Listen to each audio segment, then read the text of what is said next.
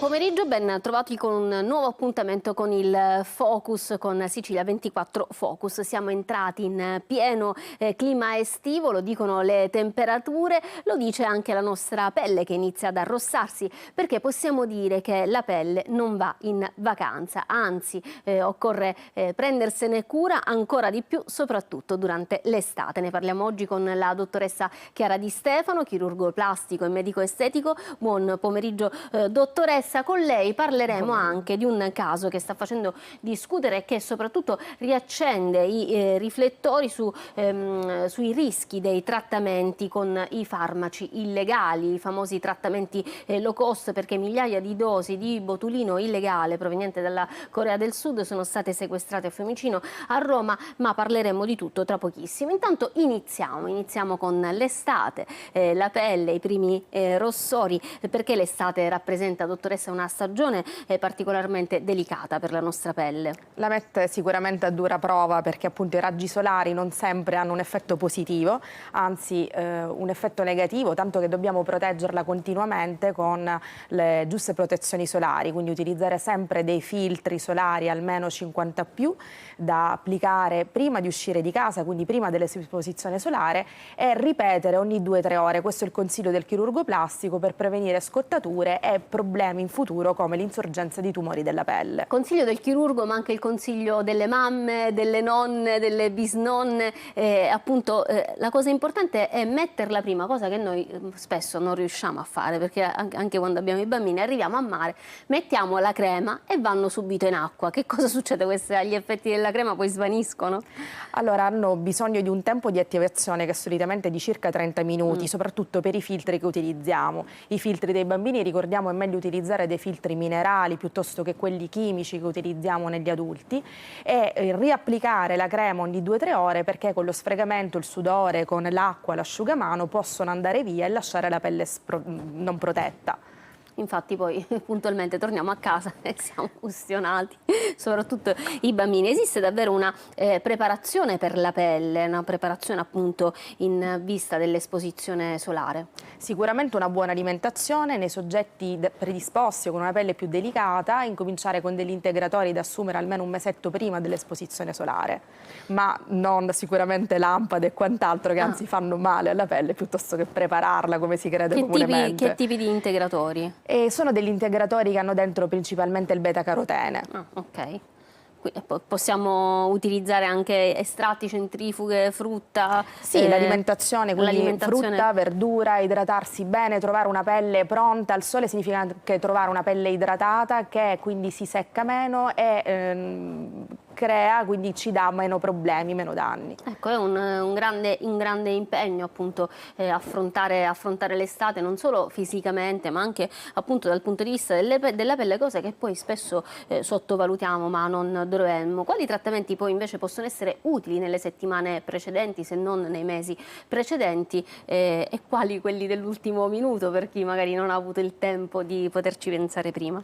Sicuramente preparare il corpo, quindi una dieta, una buona alimentazione, dei trattamenti estetici che ci aiutano a ridurre la cosiddetta buccia d'arancia, quindi tutto quello che sia carbossiterapia, mesoterapia, accompagnata da tanta palestra, perché ricordiamoci che un corpo sano, una pelle sana passa anche attraverso l'attività fisica e quindi il mantenimento di un buon tono muscolare. Che non per forza occorre svolgere all'interno delle mura della palestra, si può fare anche a casa, all'aria aperta, spesso c'è anche chi predilige questo tipo di attività.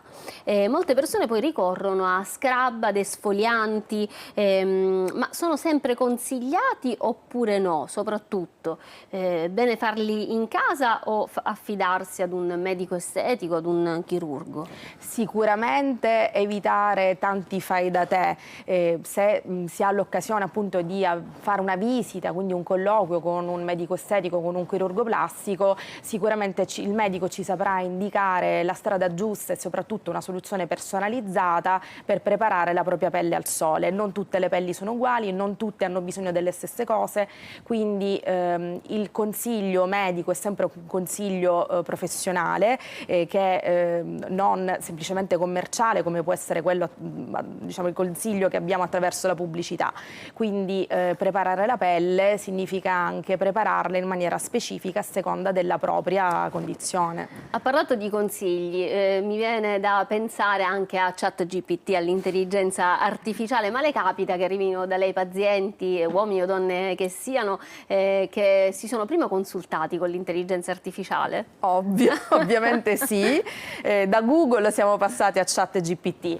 Ovviamente il consiglio è sempre quello, non tutti i consigli commerciali che riceviamo tramite ChatGPT sono uguali per tutti, perché appunto ognuno ha delle esigenze diverse, quindi una pelle un po' più sensibile oppure delle allergie, perché non tutti i prodotti, soprattutto prodotti da banco, sono adatti a tutti i tipi di pelle. Noi consigliamo anche dei prodotti specifici che sono anche curativi a seconda del fatto che si abbiano più o meno delle problematiche. Ecco, quali sono quindi i segnali che indicano che una pelle è particolarmente stressata o addirittura danneggiata? Allora, sicuramente una pelle secca, una pelle che si sfalda, una pelle che si arrossa tantissimo, oppure una pelle che alle prime esposizioni solari incomincia a diventare molto rossa, quindi sono segnali, campanelli d'allarme per delle pelli che devono essere trattate al meglio, quindi non solo utilizzare per esempio le protezioni solari, delle creme calmanti specifiche o addirittura evitare l'esposizione al sole, soprattutto nelle ore più calde della giornata. Quello è sempre consigliabile per chiunque. Dal pubblico, da casa arriva una domanda, ci chiedono: è vero che con la protezione alta non ci si abbronza?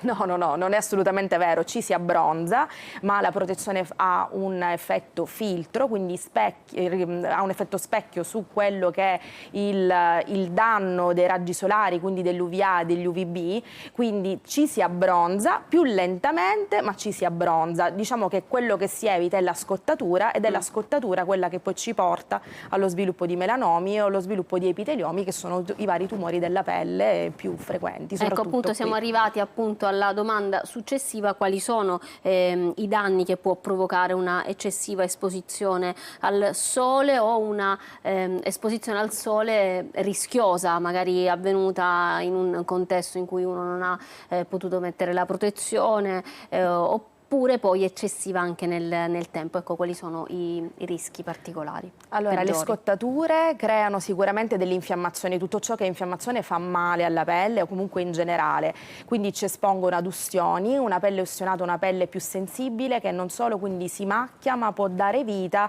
a quelle che sono delle situazioni di precancerosi, quindi delle cheratosi, che sono degli stati in cui, di precancro, che si possono trasformare nel tempo, o in epiteliomi, che sono i tumori più frequenti soprattutto qui in Sicilia, quindi i tumori della pelle più frequenti, o addirittura in melanomi. E quindi le scottature, soprattutto le scottature in età infantile, ci possono esporre maggiormente allo sviluppo di questo tipo di tumori, quindi proteggere noi stessi da adulti, proteggere soprattutto i bambini, soprattutto le scottature, per evitare di avere problemi in futuro. Questa è una cosa che dovremmo ripetere anche più spesso, perché credo che sia anche un po' sottovalutata. E pensi che sui social ormai ci sono anche le challenge dell'abbronzatura e della scottatura, cioè i ragazzi, soprattutto quelli giovanissimi, fanno a gara non a chi si abbronza, perché il messaggio chiave qual è? Che l'abbronzatura è quella graduale e che si acquisisce nel tempo e dunque sicura, ma loro fanno a gara a scottarsi proprio. Quindi sì, sicuramente la scottatura, quindi possiamo parlare di ustioni di primo e di secondo grado, di colpi di calore, quindi la tipica giornata al mare in cui ci addormentiamo al sole e poi la sera arriva un febbrone, quello è proprio un colpo di calore che può essere anche, soprattutto nei bambini, un'emergenza medica. Benissimo, grazie dottoressa. Allora, abbiamo esplicitato tutto quello che riguarda la cura della pelle, i rischi che riguardano appunto le scottature e la protezione dal sole, che è una cosa, il sole è una cosa bellissima ma da maneggiare con cura. Tra pochissimo, dopo la pubblicità, parleremo di che cosa? Del rischio dei farmaci illegali o quelli non riconosciuti dalla nostra Agenzia del Farmaco Europea. A tra pochissimo.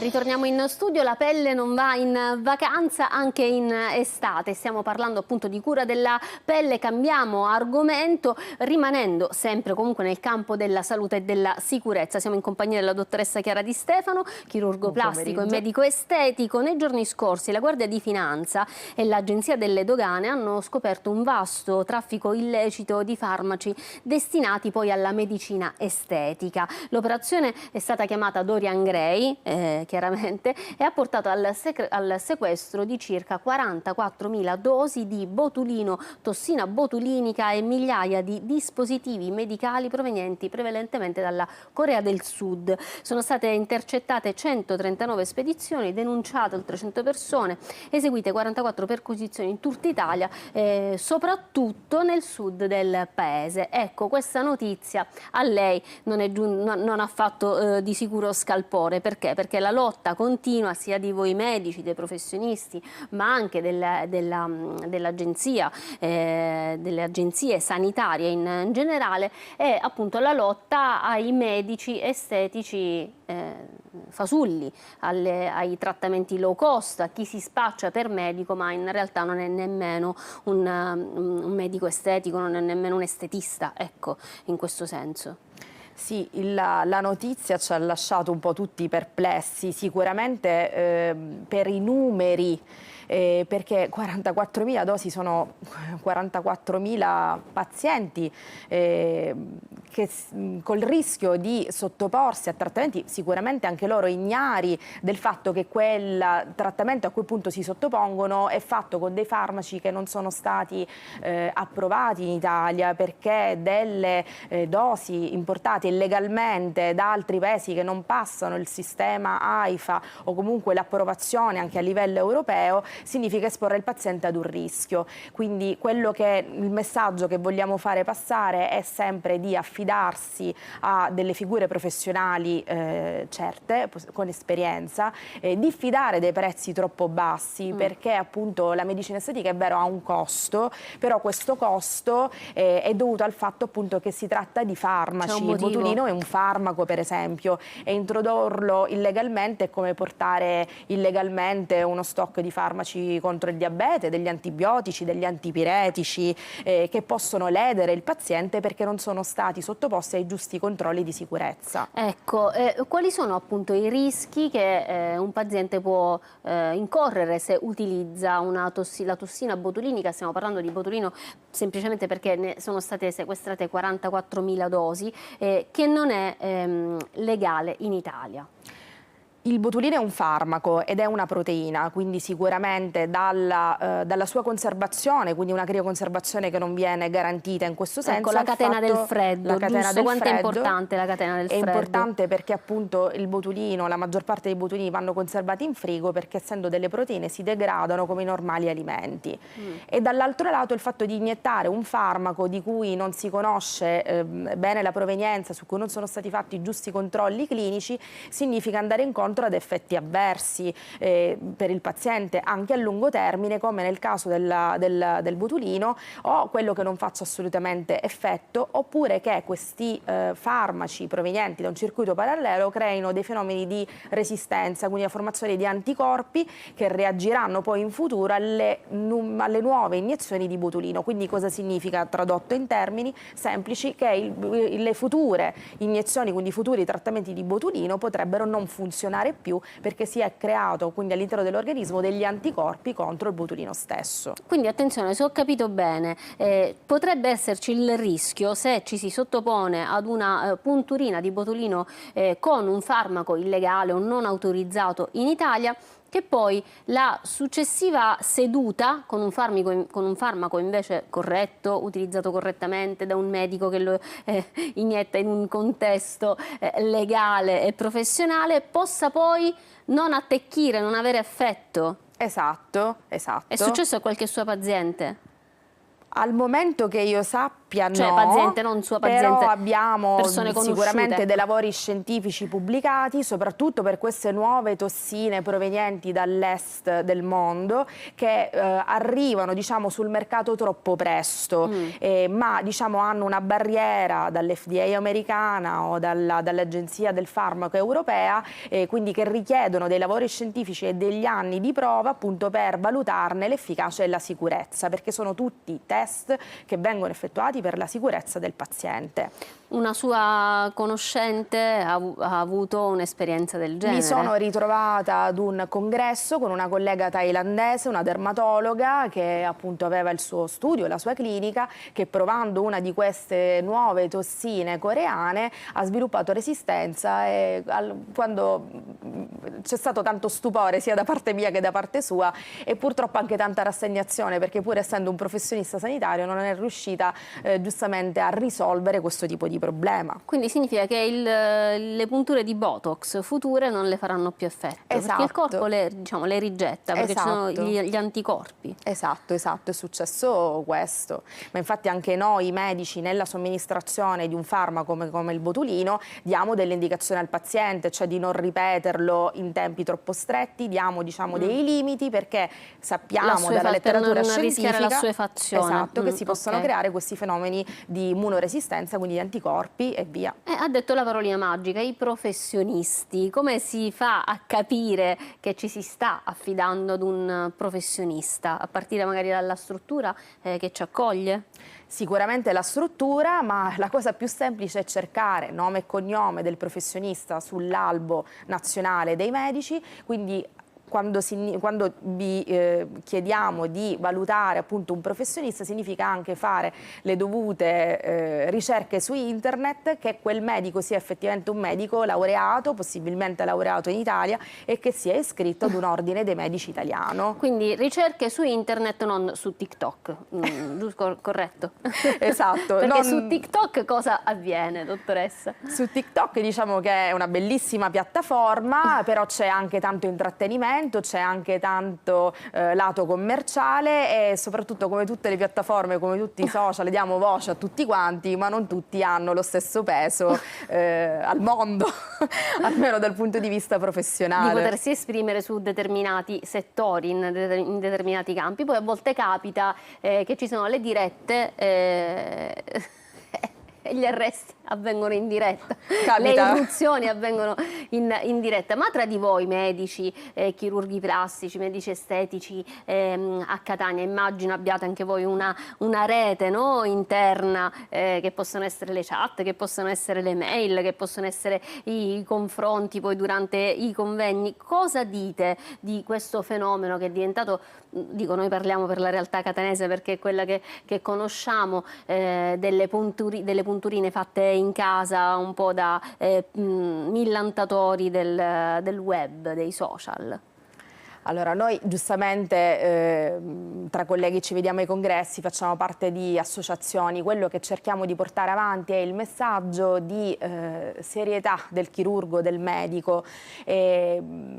La medicina è sempre una scienza, ci sono dietro tanti anni di studio e quello che dico sempre anche alle mie pazienti, che tutto sembra semplice in mano nostra, ma non è così semplice come appare. Dietro ci sono anni di studio, corsi, congressi, master e quant'altro che servono ad affinare le nostre tecniche e soprattutto l'esperienza. Corsi di aggiornamento ovviamente costanti e continui. E poi ci sono i farmaci da banco, chiamiamoli così, che si possono acquistare in farmacia e la gente magari fa i trattamenti a casa. Ecco, cosa succede in questo caso?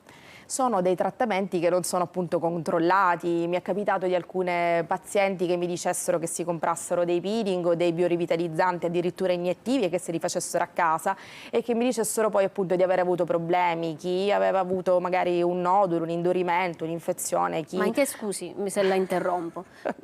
Cioè, allora vai in farmacia, acquisti il farmaco, evidentemente lo puoi fare, perché se il medico farmacista ti vende un farmaco, evidentemente lo si può fare, ma poi a casa tu, cioè, proprio ti fai la puntura È capitato anche questo, ci sono farmaci e ci sono dispositivi medici che possiamo comprare in farmacia.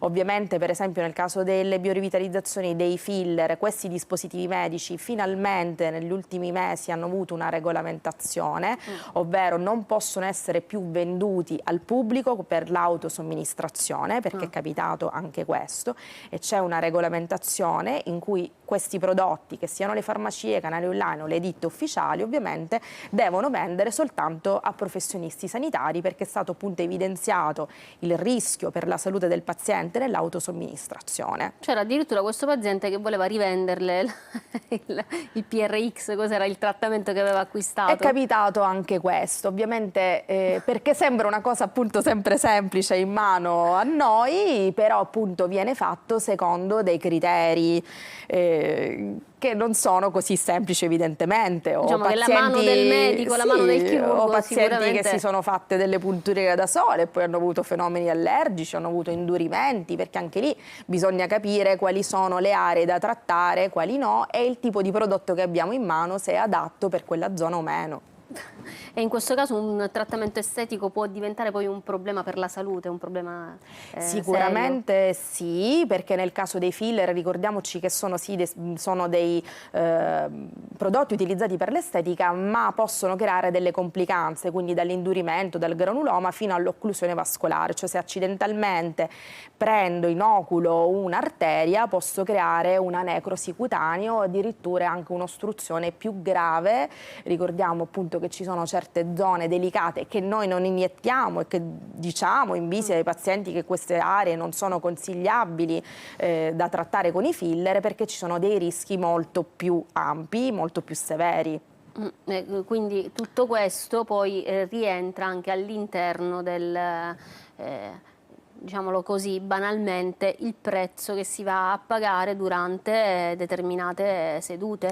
Ma perché ritorno qui? Non tanto per parlare del prezzo del professionista, quanto per evidenziare perché i trattamenti a basso costo sicuramente devono farci riflettere.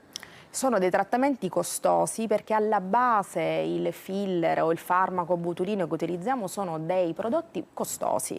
Quindi si paga la qualità del prodotto che utilizziamo, la purezza dell'acido ialuronico, gli studi scientifici che sono stati fatti per portare avanti prima di immettere in commercio questo prodotto, e si paga la pulizia, si paga la sicurezza di uno studio autorizzato e si paga anche la professionalità del medico. Diverso un professionista che sia appena entrato, diciamo, nel campo lavorativo, diversa è l'esperienza di un professionista che lavora da 10, 20, 30 anni. Ovviamente sono poi tutti i trattamenti che si fanno, chi lo fa puramente per l'estetica, puramente per la bellezza, ma c'è anche chi lo fa perché è un trattamento che magari può servire, e qui ritorniamo al tema iniziale, principale della puntata, ovvero quello della cura della pelle anche prima dell'esposizione al sole, durante il periodo estivo, che mette a dura prova appunto la nostra pelle, che poi è il nostro cartellino da visita. Quali sono appunto i trattamenti che ci possono aiutare? Sicuramente preparare la pelle del viso con dei peeling leggermente esfolianti, con delle piccole iniezioni di acido ialuronico, quindi le biorivitalizzazioni che oltre all'idratazione hanno dentro anche altre sostanze come gli antiossidanti, la vitamina C, glutatione, alcune vitamine che proteggono la pelle all'esposizione solare, quindi creano una sorta di meccanismo di difesa per la quantità di acido ialuronico, quindi di idratante, e per gli antiossidanti che ci sono dentro, e naturalmente aiutano insieme ad una skin care personalizzata domiciliare. Bene, dunque proteggersi significa anche informarsi, o meglio informarsi può significare anche proteggersi e proteggere il proprio corpo, la propria pelle. Abbiamo parlato di sole, abbiamo parlato di pelle, appunto, di protezioni, di sicurezza, ma soprattutto abbiamo ricordato quanto sia importante poi affidarsi sempre ai professionisti del settore, di qualsiasi settore ovviamente ci andiamo ad occupare, preoccupare e tenersi informati anche leggendo le notizie, no? Dei vari sequestri, tutto quello che succede, ricordando appunto che sono state sequestrate 44.000 dosi di botulino illegale in Italia, proveniente dalla Corea del Sud. Siamo in chiusura, dottoressa Di Stefano, abbiamo parlato anche di Corea del Sud, tutti pazzi per la skincare coreana, lei cosa ne pensa?